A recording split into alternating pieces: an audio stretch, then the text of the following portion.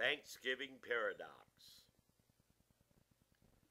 As the family gathers about the table round, and the talk is of old times when we were so little, with the lime cream cheese gelatin belly up that Mom always makes in a yellow orchid bowl, filling spoon after spoon just as it had for so many years past. It is a Thanksgiving dinner with more than turkey, more than warm looks, with a flame flickering in the eyes, but less than our reaching, that brings a look of gentleness to the moment, with a deep vision of peace, yet with a wink of wanting.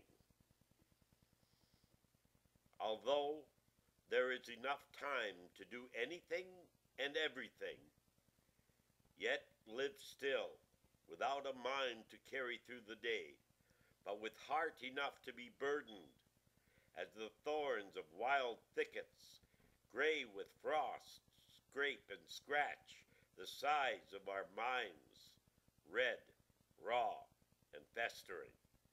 Each twist of the clock brings us that much closer to being no more, as we fill the house with the fullness of a single voice in tune with the ceaseless celebration of our souls. As it is written, I waited patiently for the Lord.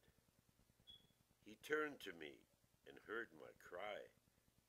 He lifted me out of the slimy pit, out of the mud and mire. He set my feet on a rock and gave me a firm place to stand. He put a new song in my mouth, a hymn of praise to our God. Wearisome is the sky with its impenetrable gray, stagnant and stationary and vast, more as a thick stone lid separating us from forever, concealing the beyond and muffling the trumpets of heavens, that a void of vapors moved by a whim of physics. As a chill creaking through the spine from a reckless wind cracks the marrow, and the fingers curl and throb from the cold, yet it is not another hollow thud of a day in November, but the melody of a moment with tender talk, that gentle sway of gentler spirits. Since out there is not in here, and we gather, a bouquet of laughter and chatter, a family flourishing in its blooms of care, as we give thanks for our hopes, for our dreams, and the very breath of our souls, even while beneath this gray death. As it is written, come to me, all you who are weary and burdened, and I will give you rest. Take my yoke upon you and learn from me, for I am gentle and humble in heart, and you will find rest for your souls. For my yoke is easy and my burden light. As time splashes through the table and soaks our souls, the only way through the wall is to pound our hearts against it.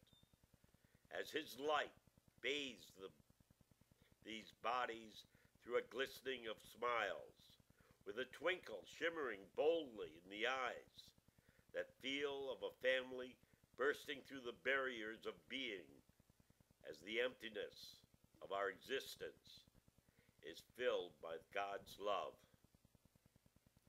Beneath the gray sky, that depth of neutered light that smothers each breath and fills the lungs with hungry gray worms. We find in the wreckage of November whether a home in a house of hope, as a heavy foreboding shoots holes through our hearts, and the fingers of the trees hold their brittle bones to a body of interminable grayness, as we drink from this dim well of light that seems less than a leakage of time and more of a tangle with the terminal gray of a dreary dream. Yet, awake, we dwell in the hope of our lives with a very true touch of the forever.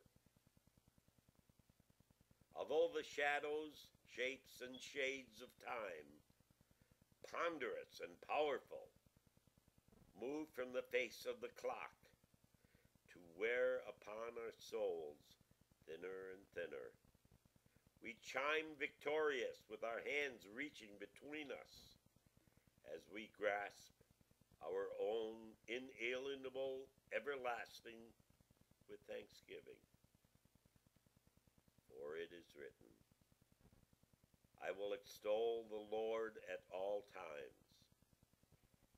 His praise will always be on my lips. My soul will boast in the Lord. Let the afflicted hear and rejoice. Glorify the Lord with me. Let us exalt his name together.